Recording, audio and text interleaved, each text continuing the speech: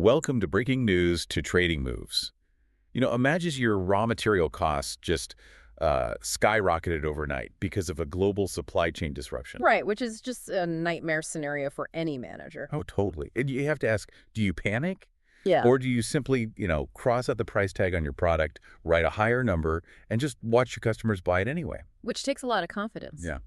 So today, we are looking directly at a specific headline to find out who actually has that power and, well, who does not.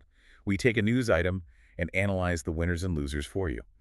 And the headline we are focused on today comes from DuPont. Right. They just raised their 2026 sales and profit forecast. And this comes right on the heels of their stronger than expected first quarter results. Which is, pretty solid news. Yeah, but the actual trading signal here lies in the how. They managed to offset higher input costs. Costs that were tied directly to disruptions in the Middle East. Exactly. They offset those costs by successfully increasing their own prices. Wow. So they literally just passed the bill along. They did. And that introduces the core concept for us today, which is pricing power. No exaggerations here, just the reality of how businesses handle rising expenses. Yeah, it's just basic mechanics. Right. If a company can protect its profit margins while costs climb, and their customers just keep buying the product at that higher price, that company possesses pricing power. It is the ultimate litmus test for a business, really. I mean, when input costs rise across the board, every corporate board faces a rather brutal choice. Eat the cost or pass it on. Precisely. Do they eat the cost and watch their profit margins shrink, or do they force the buyer to pay for it? Which is easier said than done. Oh, absolutely. But the ability to pass it on separates the winners from the losers in this specific environment. If DuPont can manage this, investors immediately start looking for other U.S.-listed companies capable of executing that exact same maneuver. Okay, so let's talk about the first group of winners, because I want to understand why DuPont can pull this off while others struggle. We are looking at specialty chemicals and higher margin materials. Yeah.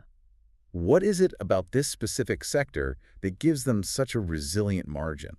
Well, it comes down to differentiation. The market rewards chemical companies that produce highly engineered, specialized products. So not just basic stuff. Right. We are not talking about basic plastic pellets here. We are talking about specialty adhesives used in aerospace. Oh, wow. Or advanced polymers for electronics, or specific materials like Kevlar. Because these products are so highly specialized and tailored to very precise industrial needs, these companies are far less exposed to pure commodity pricing. I think a good analogy helps to visualize this for you listening. Imagine you are going to a custom tailor for a bespoke suit, like for a specific event. Okay, I like where this is going. Right. Because that suit is highly specialized, it's made to your exact measurements, and requires specific expertise, that tailor can easily charge you more when the wholesale cost of fine wool goes up. Yeah, because you need that exact suit. Exactly. You're paying for the exact fit, so you just accept the higher price. Yeah. But a mass-market T-shirt factory does not have that luxury at all. No, they really don't. If the price of basic cotton goes up, the factory struggles to raise the price of a plain white tee, because the consumer will just walk across the street and buy a different plain white tee. I love that comparison. The custom tailor essentially creates a captive customer relationship. A captive customer, right? Yeah. A specialized product means the buyer cannot easily substitute it with something cheaper. Like, if an aerospace manufacturer needs a specific heat-resistant adhesive from DuPont to build a jet engine. They can't exactly run to the local hardware store. Right. They cannot just swap it out for off-brand glue to save a few pennies. The switching costs are too high, and the technical requirements are just too strict. That makes total sense. So that gives the specialty chemical producer the leverage to maintain their margins and basically say, the price is the price. Right. So for you listening, if you are scanning for companies that fit this custom tailor profile of specialty chemical winners, the specific names to watch include ticker DD, which is DuPont, Yep. ticker CE, Celanese, and ticker ALB, Albemarle. Those names perfectly fit the profile. I mean, they provide differentiated solutions rather than basic ingredients. Which acts as a shield. Exactly, shielding them from the raw material cost pressures that routinely erode margins elsewhere. But, if these specialty companies are successfully passing their rising costs downstream, someone has to be on the receiving end. Someone always pays. Right. Before we get to who is catching the bill, let's look at the end users of these specialty materials. This moves us to our next group of winners, defensive sectors and industrials. Yeah, so DuPont's exposure to areas like healthcare and water technologies gives us a very clear read-through. Companies tied to medical materials, lab tools, biopharma demand, and water treatment are positioned as winners here. Because their demand doesn't really change. Right. The reason they maintain pricing power is directly tied to the nature of their demand. They are defensive, Meaning? meaning their revenue is driven by regulation, critical infrastructure, and baseline healthcare needs. So it's not driven by discretionary spending at all. Not at all. Like if a municipality needs to treat its drinking water, that is a strict regulatory and safety requirement. The city council cannot just decide to skip water treatment this month because the specialty filtration membranes got more expensive. Precisely. The demand is mandated by necessity. And what are the tickers there? The specific tickers called out in this defensive mission-critical category are ticker DHR, Danaher, and ticker A, Agilent Technologies. Okay. But there is another major component to this winner's circle, and that is the industrial space. Let's look at that. We are talking about heavy equipment, electrical components, factory automation. How does margin protection play out there? Well, industrial companies with strong backlogs, mission-critical products, and long-term customer relationships are extremely well-placed to pass on higher costs. So they have that leverage too. Yeah. DuPont's guidance supports the idea that selected industrial names can maintain strong earnings in a higher cost environment. The names called out here are ticker EETN, Eaton, ticker EMR, Emerson Electric, and ticker HON, Honeywell. Yep, those are the ones. Wait, hold on though. I want to make sure I grasp the mechanics here for you listening. If I am an industrial giant like Honeywell, and my raw material costs spiked today because of something happening in the Middle East, how does having a backlog of orders actually help me? What do you mean? I mean, a backlog means projects booked a year ago, right? How does that help protect my margins right now? Ah, okay. It is all about the time horizon and the priority of the work. A strong backlog means you have a massive queue of committed, funded projects. Okay. Let's say a customer is building a massive data center, and they need specific electrical grid components from a company like Eaton. The customer has already committed capital to this project. It's already in deep. Exactly.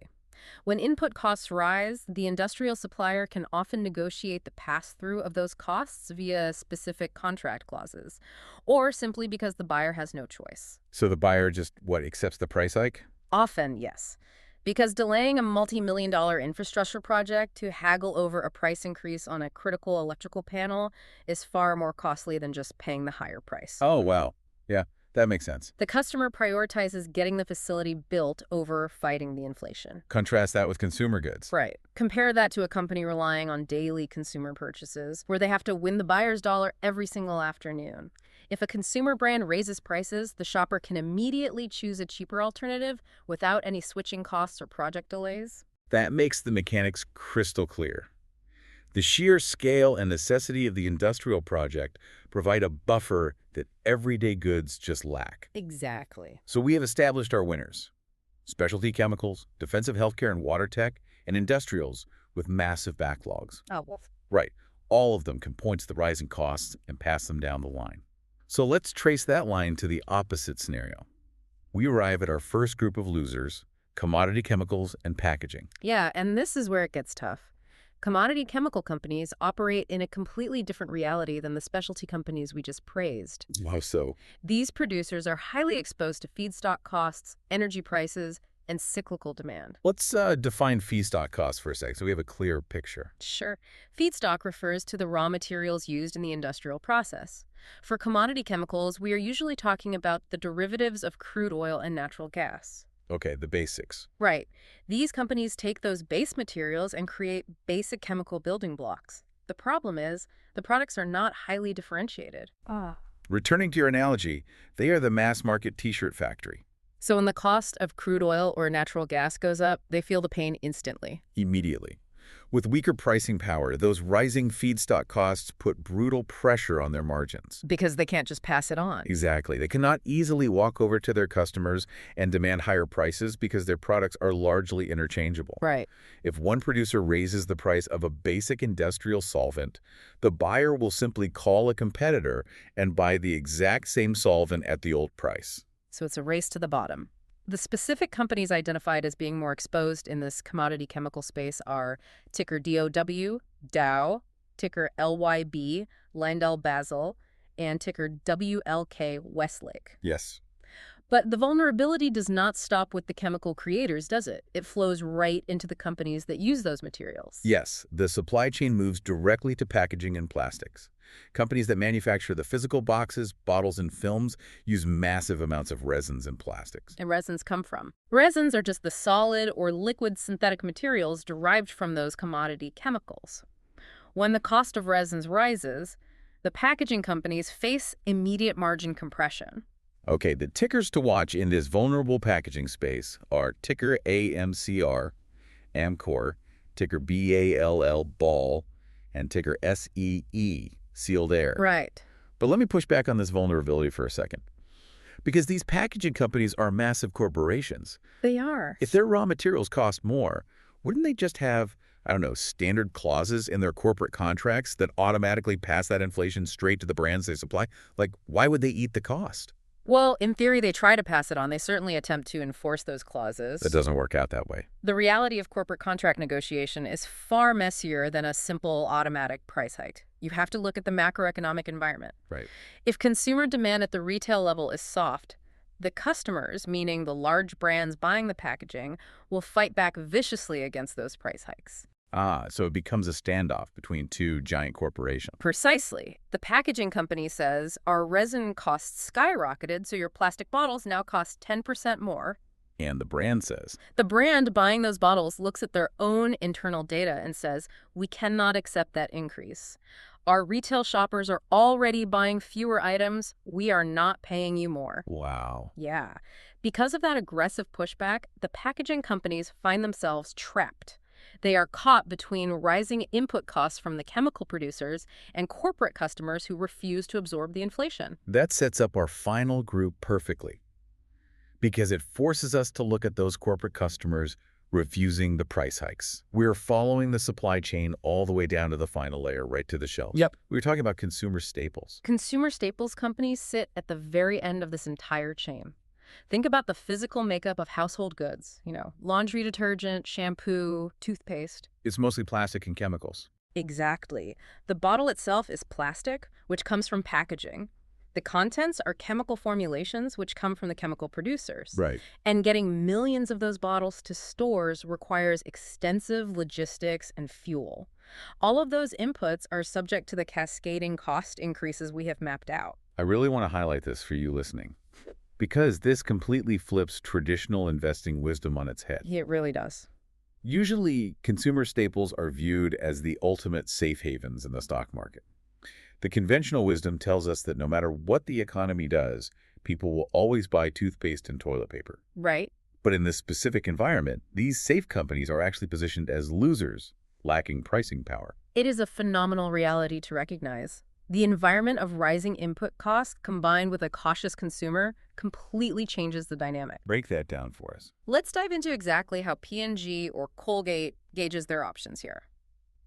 When a consumer staples brand faces higher costs for their bottles and chemicals, they only have two choices: raise prices for the end consumer at the grocery store, or absorb the cost and let their profit margins collapse. And raising prices at the grocery store is no longer a simple task. Not anymore. I mean, these companies may have enjoyed pricing power in the past, but the end consumer has a strict breaking point, known as price elasticity. Right, the budget only goes so far. Exactly. When shoppers are carefully managing their weekly budgets, they start exhibiting substitution behaviors. Meaning they walk down the aisle, look at the higher price of their favorite brand name dish soap, and they trade down. Yeah. They buy the generic store brand instead, or they just wait 2 weeks for a sale. Exactly. Or they buy in bulk, or they use less of the product to make it stretch. The consumer staples executives know this. They track everything. They have mountains of retail data showing exactly when a customer will abandon their brand.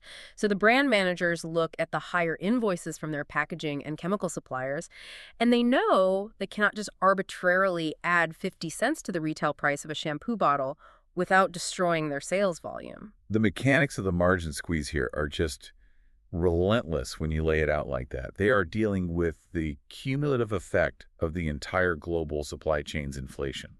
That is the exact way to visualize it. The disruption in the Middle East increases initial logistics and raw material costs. Yep. The commodity chemical producers try to pass that to the specialty providers and the packaging companies. The packaging companies try to pass it to the Staples brands. Yeah. And the Staples brands finally turn around to pass it to the consumer, only to find a shopper who is simply folding their arms and saying, no.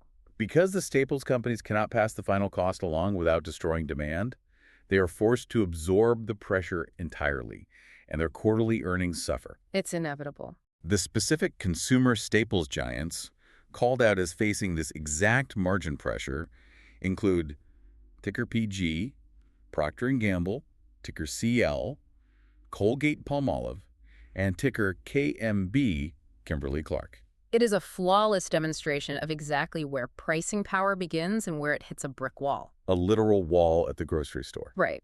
The specialty chemical companies at the very beginning of the chain, like DuPont, have the power to protect their margins because their highly technical products are irreplaceable for their direct industrial buyers. Right. The industrial companies with strong backlogs have pricing power because their projects are mission critical.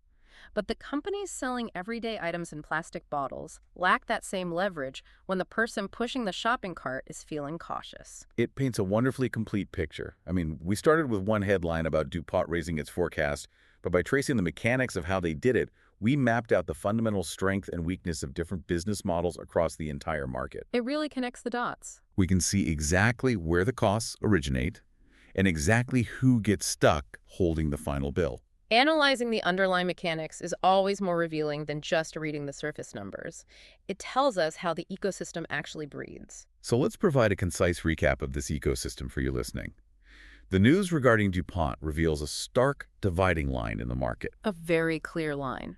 On one side, you have companies with the pricing power to pass on costs without hurting their own sales. This includes specialty chemicals, defensive sectors like water and healthcare technologies, and industrials with strong long-term backlogs. Yep. On the other side of the line, you have companies forced to absorb those costs. This includes commodity chemical producers relying on feedstock, packaging companies caught in contract standoffs, and consumer staples brands dealing directly with cautious shoppers. So I will leave you with a final thought to mull over. When reviewing the companies in your own portfolio, do you know exactly where they sit on this pricing power spectrum? That's the real question. Right. Are they selling a differentiated mission-critical product where they dictate the terms, or are they at the mercy of feedstock costs and cautious consumers? This is not financial advice or buy or sell recommendations. This is purely the opinion of the author.